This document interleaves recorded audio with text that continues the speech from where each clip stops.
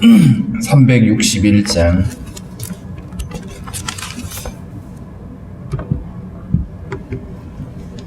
(361장입니다)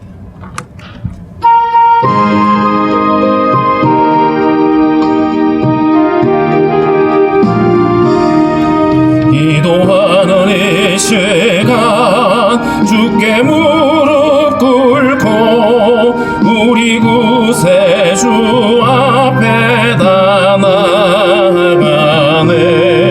믿음으로 나가면 주가 보살피사 크신 은혜를 주네. 거기 기쁨이 있네. 기도 시간에 복을 주시네. 고난 내 마음 속에 기쁨 충만하네. 기도하는 이 시간 주가 곁에 오사 인자하신 얼굴로 귀 기울이네. 우리 마음 비우고 주를 의지하면 크신 은혜를 주네. 거기 기쁨 있네. 기도 시간에 복을 주시네. 고난 내 마음 속에 기쁨 충만하네. 기도하는 이 시간 주께 엎드려서 은밀하게 구할 때 곧 응답하네. 잘못된 것 아래면 측은히 여기사 크신 은혜를 주네. 거기 기쁨 있네. 기도 시간에 복을 주시네. 고난 내 마음 속에 기쁨 충만하네. 기도하는 이 시간 주를 의지하고 크신 은혜 구하면 꼭 받으리라.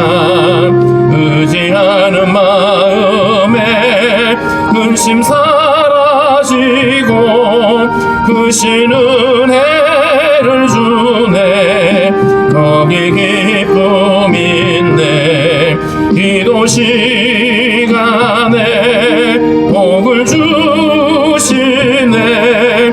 고난 내 마음 속에 기쁨 충만하네. 기도하겠습니다. 하나님 아버지, 감사합니다. 오늘도 우리에게 새 아침을 허락해 주시고 하나님 앞에 나와 하나님 찬송하며 기도하게 하시니 감사합니다. 하나님과 죽음이 많고 두려움이 가득한 이 땅 가운데 하나님 저희들과 늘 동행하여 주시고 우리 걸음을 주장하여 주시기를 원하고 기도합니다. 특별히 아버지 하나님, 성도들의 간구를 아시니 하나님의 선하심으로 응답하여 주시고 우리 연약함을 고치시며 우리를 새롭게 해주시기를 원합니다.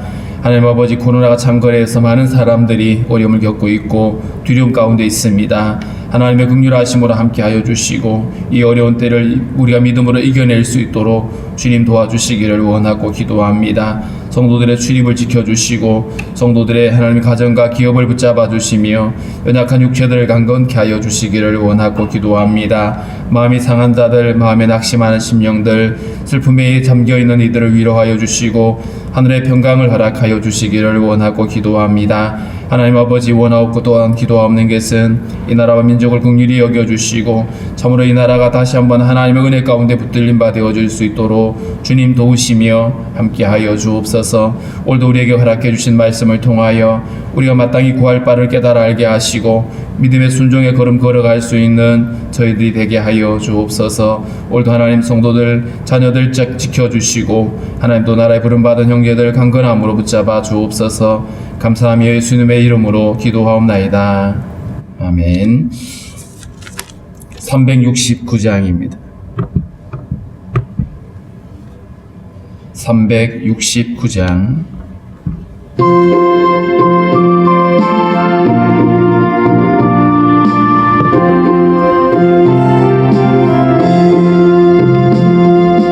죄짐 맡은 우리 구주 어찌 좋은 친군지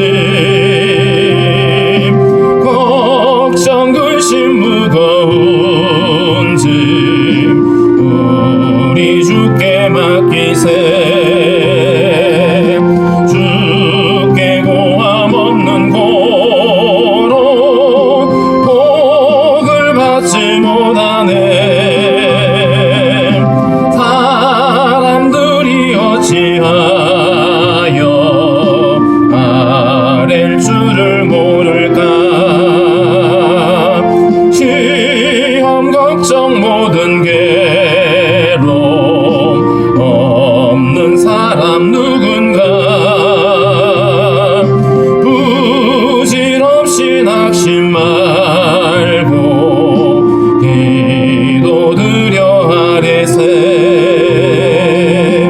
이런 진실하신 친구 찾아볼 수 있을까 우리 약함하시오니 어찌 아니하릴까 근심 걱정 무거운 짐 아니신 자 누군가 피난 저는 우리 예수 주께 기도드리세 세상 친구 멸시하고 너를 조롱하여도 예수 품에 안기어서 참된 위로 받겠네 아멘. 에베소서 3장 14절부터 함께 읽겠습니다. 에베소서 3장 14절부터 함께 읽습니다. 이러므로 내가 하늘과 땅에 있는 각 족속에게 이름을 주신 아버지 앞에 무릎을 꿇고 비노니 그의 영광의 풍성함을 따라 그의 성령으로 말미암아 너희 속사람을 능력으로 강건하게 하시오며 믿음으로 말미암아 그리스도께서 너희 마음에 계시게 하시옵고 너희가 사랑 가운데서 뿌리가 박히고 터가 굳어져서 능히 모든 성도와 함께 지식에 넘치는 그리스도의 사랑을 알고 그 너비와 길이와 높이와 깊이가 어떠함을 깨달아 하나님의 모든 충만한 것으로 너희에게 충만하게 하시기를 구하노라. 우리 가운데서 역사하시는 능력대로 우리가 구하거나 생각하는 모든 것에 더 넘치도록 능히 하실 이에게 교회 안에서와 그리스도 예수 안에서 영광이 대대로 무궁하기를 원하노라. 아멘. 14절에 이러므로라고 돼 있죠. 우리가 2장에서 보았던 것처럼 하나님께서 우리에게 허물과 죄로 죽은 우리를 살리시려고 예수 그리스도를 보내주셨고 우리는 그 은혜로 인해서 믿음으로 구원을 얻게 되었습니다. 뿐만 아니라 이 구원은 유대인뿐만 아니라 이방인들 땅에 있는 모든 족속들에게 동일하게 적용이 되어지고 뿐만 아니라 이 모든 보여지지 않은 세계까지 온 세계가 온 우주가 그리스도 안에서 하나로 통일되어질 하나님의 꿈을 담았습니다. 하나님의 비전과 이 복음의 사이즈, 이 복음의 끝이 어디인지를 말해주면서 그러기 때문에 오늘 이 바울은 이 에베소 성도들에게 이 성도들이 믿음으로 더욱 성숙해지고 더 견고하게 믿음으로 서 있기를 구하는 이런 기도를 하고 있습니다.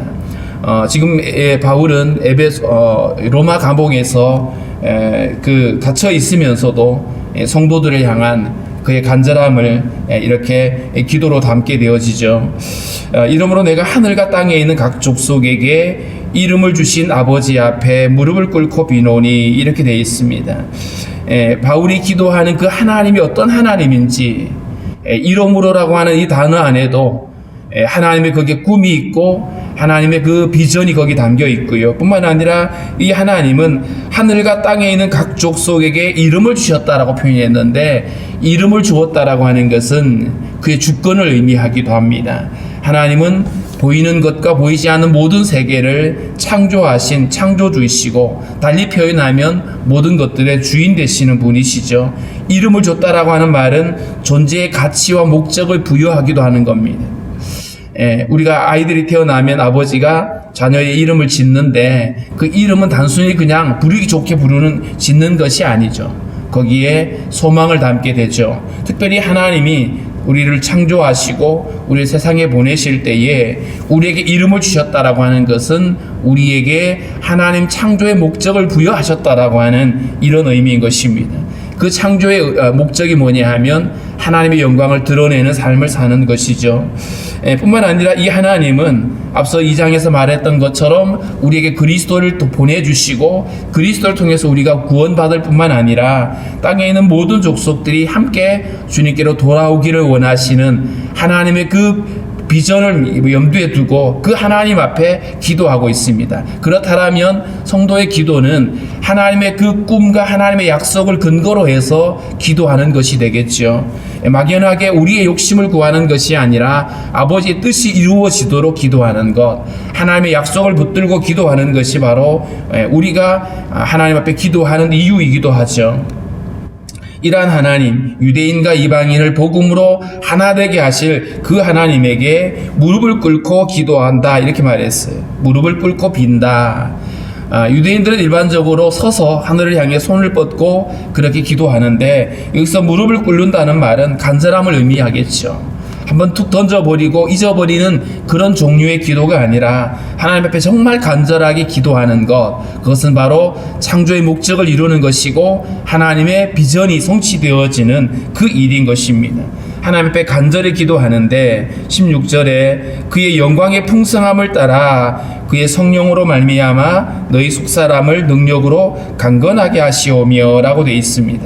여기서 속사람이라고 하는 것은 겉사람과 대조가 되죠. 겉사람은 우리 육체에 속해 있고 우리의 욕망을 쫓아 살아가는 사람입니다. 그런데 우리의 속사람은 성령으로 거듭난 우리의 존재이죠. 그리스도 안에서 새로운 피조물이 되어진 우리의 속사람이다. 근데 이 속사람이 강건해져야 우리가 이 환난의 날에 믿음으로 이겨낼 수가 있습니다. 그 사람을 아무리 꾸미고 화려하게 만들어도 결코 그것이 우리를 환난 가운데 지켜줄 수가 없는 것이죠. 그래서 속사람이 능력으로 강건하게 하시기를 원하는데 성령으로 말미암아 이렇게 되어 있습니다. 우리의 속사람이 강건해질 수 있는 통로는 바로 성령의 은혜를 통해서입니다. 성령이 우리 안에 거하시고 날마다 우리를 진리 가운데로 인도할 때에 우리의 속사람이 더 강건해지고 있고 든든히 설 수가 있는 것이죠. 그런데 그의 영광의 풍성함을 따라라고 표현해 있는데, 그는 바로 하나님이시고 하나님의 영광의 풍성함이라고 하는 것은 하나님의 은혜, 그분의 지혜, 그분의 사랑, 여기에 근거해서 우리에게 성령을 주셨는데 그 성령을 통해서 우리의 속사람이 능력으로 강건해지기를 원한다. 어떤 환난의 바람이 불어와도 어떤 고난이 닥쳐와도 흔들림 없이 믿음으로 함께 이겨낼 수 있기 위해서는 이처럼 우리의 믿음이 강건해져야 되는 것입니다. 특별히 에베소 교회 성도들이 여러 유대인들의 환난이라든가 또 아니면 또 로마의 어떤 핍박 같은 이런 여러 가지 어려움들이 있는 이런 상황에서 이들이 믿음으로 더 견고해지기를 원하는 바울의 소망을 볼 수가 있습니다. 마찬가지로 오늘날에도 우리가 이 환난의 날에 이 어려운 때에 우리가 이 믿음을 지키기 위해서는 우리의 속사람이 강건해질 수 있어야 됩니다. 우리 자신을 위해서 기도할 때에도 우리는 이 일을 위해서 기도해야 되고, 또 누군가를 위해서 기도할 때에도 그들이 바로 성령으로 말미암아서 속사람이 강건해지도록 우리는 기도할 수가 있어야 될 것입니다. 17절에 보면 믿음으로 말미암아 그리스도께서 너희 마음에 계시게 하시옵고 이렇게 되어 있습니다. 두 번째 주제가 바로 그리스도께서 우리 마음에 계시는 것. 사실 이거는 어떤 한 번의 경험이 아니라 우리의 매일의 삶에서 필요한 것들입니다. 내가 그리스도와 함께 십자가에 못 박히고 이제는 내가 사는 것이 아니라 내 안에 그리스도가 사시는 것이다 이렇게 말했거든요. 그리스도가 우리 마음에 거하시는 것, 어떤 그냥 나그네로 혹은 손님으로 오시는 것이 아니라 주인으로 오시는 겁니다. 주님이 우리의 주인이 되셔서 우리의 삶 가운데 계시게 될 때에 우리는 더 이상 내가 주인 되어 사는 삶이 아니라 주님께 주권을 맡기고 그분이 어디로 가시든지 무엇을 하든지 거기에 맞춰 사는 것입니다. 그래서 믿음으로 말미암아 그리스도께서 우리 마음에 계신다라고 하는 것은 우리 성도들의 정체성과 같기도 합니다. 우리 그리스도인들은 자신이 주인 되어 살아가는 삶이 아니라 철저하게 주님이 내 삶의 주인이 되어 살아가시는 건데 이것은 믿음으로 말미암아 가능하다 이렇게 말했어요. 내가 지금 육체 가운데 사는 것은 내 안에 거하시는 예수 그리스도를 믿는 믿음으로 사는 것이다 라고 말했죠. 그리스도가 내 안에 계시는 것은 다른 어떤 것이 아니라 철저하게 믿음으로만 가능하다. 그래서 우리는 날마다 믿음으로 내 안에 거하시는 주님을 기억하고 그분을 인정하고 그분을 따라가는 것이죠. 이것이 바로 우리가 믿음으로 사는 것인데 믿음이라고 하는 것이 다른 것이 아니라 내 안에 주님이 거하시고 주님이 내 삶의 주인이라고 하는 사실을 인정하는 것입니다.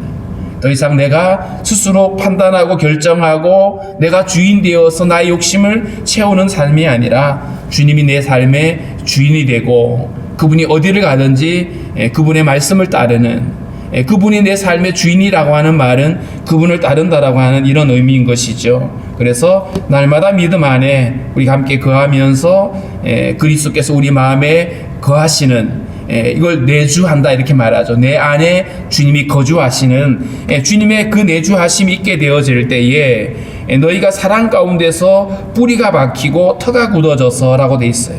사랑 가운데서 주님이 우리 안에 거하심으로 인해서 되어진 결과가 뭐냐 하면 우리가 주님의 사랑 안에 뿌리를 내리게 된다. 주님을 바라보면 바라볼수록 주님을 생각하면 생각할수록 우리를 향한 주님의 사랑을 깨닫게 되고 뿐만 아니라 그 사랑을 우리 삶에서 이제는 실천하게 되는 겁니다. 그 사랑에 우리가 털을 잡고 그것에 근거해서 우리의 삶이 움직여지는 것이죠. 나를 사랑하시고 우리를 불쌍히 여기서 당신의 아들을 십자가에 내어 주셨던 그 하나님의 사랑을 기억하면서 우리의 모든 말과 행동이 그 사랑에 근거해서 하나님을 사랑할 뿐만 아니라 이웃을 사랑하는 모습으로 나타나게 되는 겁니다. 이게 성도들의 삶의 뿌리라고 표현했어요. 주님이 내 안에 거하시고 뿐만 아니라 주님의 사랑 안에 우리가 뿌리를 받게 되어질 때에 우리는 흔들림이 없습니다. 뿌리를 깊이 박지 못하면 열매를 맺을 수가 없게 되겠죠. 환란의 바람이 불어오면 결국 마치 자갈밭에 심은 씨앗처럼 말라져서 열매를 맺을 수가 없습니다.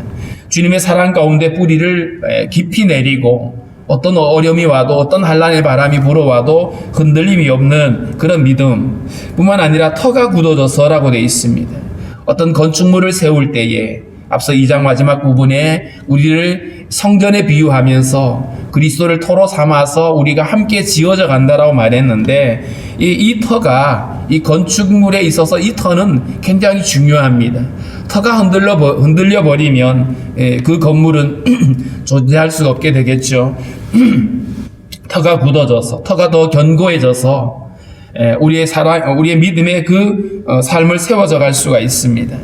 18절에 능히 모든 성도와 함께 지식에 넘치는 그리스도의 사랑을 알고 모든 성도와 함께 이제 우리를 그리스도 안에서 하나 되게 하고 교회 공동체로 우리를 부르신 그 주님의 부르심을 기억하면서 우리가 함께 나아가는데 특별히 지식에 넘치는 그리스도의 사랑을 아는 것 그리스도의 사랑을 우리가 깊이 알게 되는데 이 사랑을 안다라고 하는 표현이 어떤 지식적인 어떤 것이 아닙니다.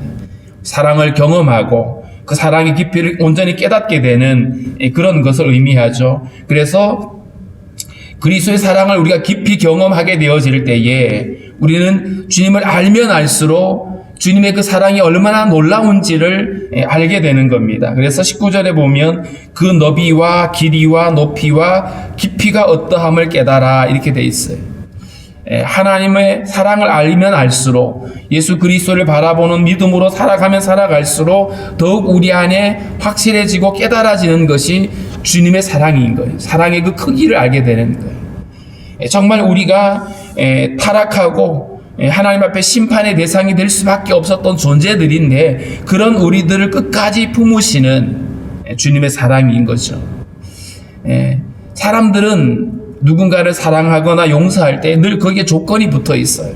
그 사람이 나한테 잘해주는 거, 그 사람이 나한테 어떻게 반응하는지를 봐가면서 그래서 우리는 그것을 결정하게 되는데 우리를 향한 주님의 사랑은 무조건적이잖아요. 우리가 아직 원수 되었을 때, 우리가 아직 죄인 되었을 때에 우리를 사랑하셨던, 우리를 위하여 당신의 전부를 내어주셨던 주님의 사랑이거든요. 뿐만 아니라 우리가 반역을 일삼고 순종하지 않고 살아감에 있어서도 우리를 포기하지 않는 그 주님의 사랑이 얼마나 놀라운지, 그래서 그 너비와 길이와 높이와 깊이가 어떠함을 깨닫는다라고 표현했습니다. 우리가 믿음 생활하면서 이러한 경험들이 있어야 됩니다.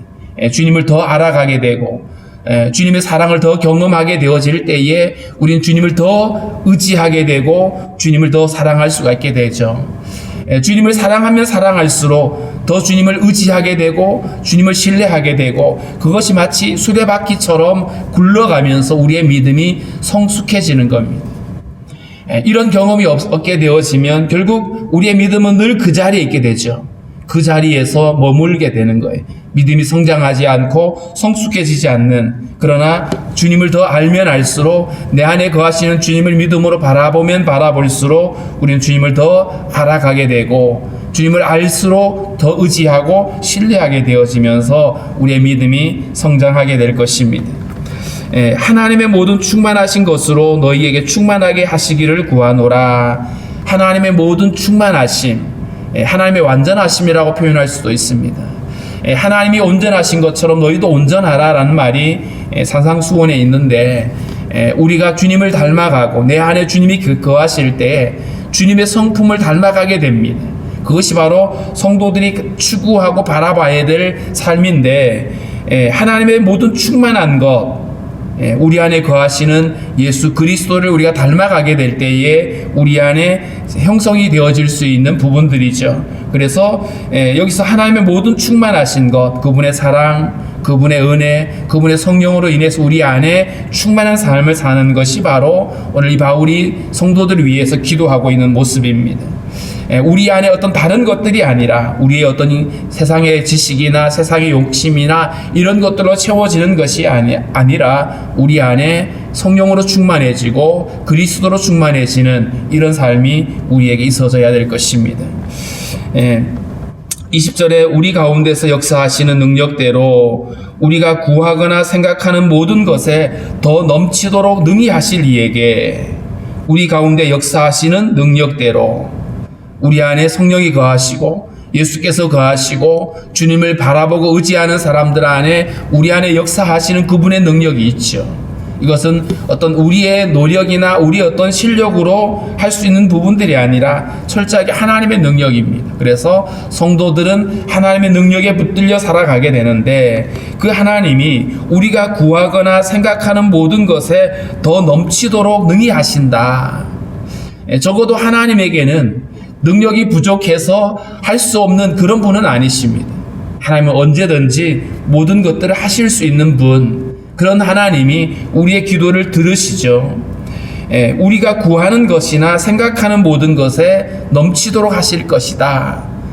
우리가 하나님께 기도할 때에 하나님 우리의 기도를 응답하시고 우리가 생각하는 것까지도 우리가 다 구하지 않아도 우리가 하나님 앞에 가지고 있는 우리의 생각까지도 아시는 하나님이 우리의 삶을 붙드시고 우리 안에 넘치도록 능히 하신다라고 이렇게 바울이 말하고 있습니다. 우리의 기도에 응답해 주시는 하나님. 성경에는 많은 부분에서 우리의 기도를 들으시는 하나님에 대해서 말씀하고 있죠. 주의 이름으로 우리가 하나님께 나아갈 때에 주님 우리의 기도를 들으시고 우리의 모든 것 아시는 하나님이 때를 따라 우리에게 응답해 주신다라고 말씀을 하고 있습니다. 그래서 우리가 하나님 앞에 기도할 때에 내 기도를 들으시는 하나님을 우리가 주목해야 됩니다.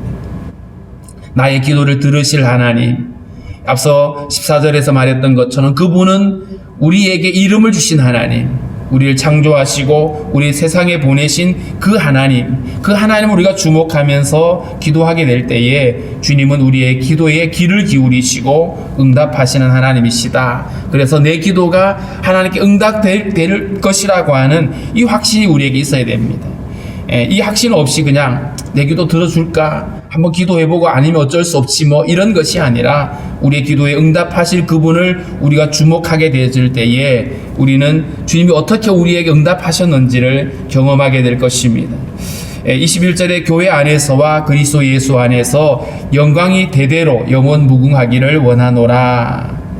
하나님의 영광이 교회 안에서 또 그리스도 예수 안에서 함께 우리 안에 성취되어질 것을 말하고 있습니다.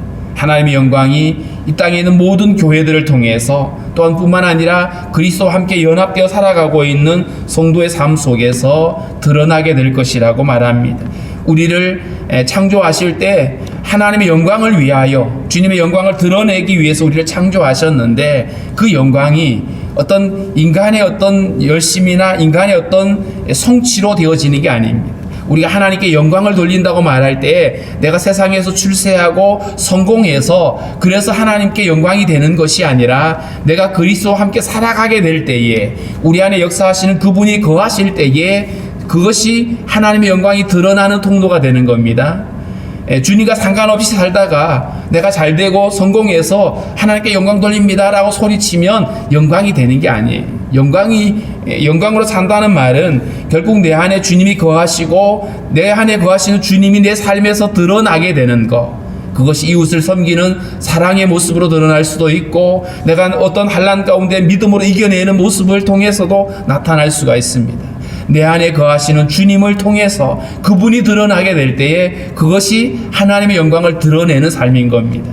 우리가 믿음으로 살아가게 될 때에 우리는 하나님의 영광을 드러내는 통로로 살게 되질 텐데 그러기 위해서는 철저하게 우리 안에 성령이 거하시고 그 성령이 우리의 속사람을 강건하게 할 뿐만 아니라 믿음으로 주님이 내 안에 거하시고 내 안에 거하신 주님을 우리가 믿는 믿음으로 살아가게 될 때에 우리 안에 주님의 사랑이 드러나고 주님을 의지하는 우리의 믿음을 통해서 하나님께 영광이 되어질 것입니다. 그래서 오늘 바울이 오늘 성도들을 위해서 기도했던 것처럼 오늘 우리들에게도 동일하게 이러한 역사가 일어나서 우리의 믿음이 날로 성숙해지고 또 성장해져서 하나님의 영광을 드러내는 그런 통로가 될 수 있도록 우리가 함께 기도했으면 좋겠습니다. 기도하겠습니다.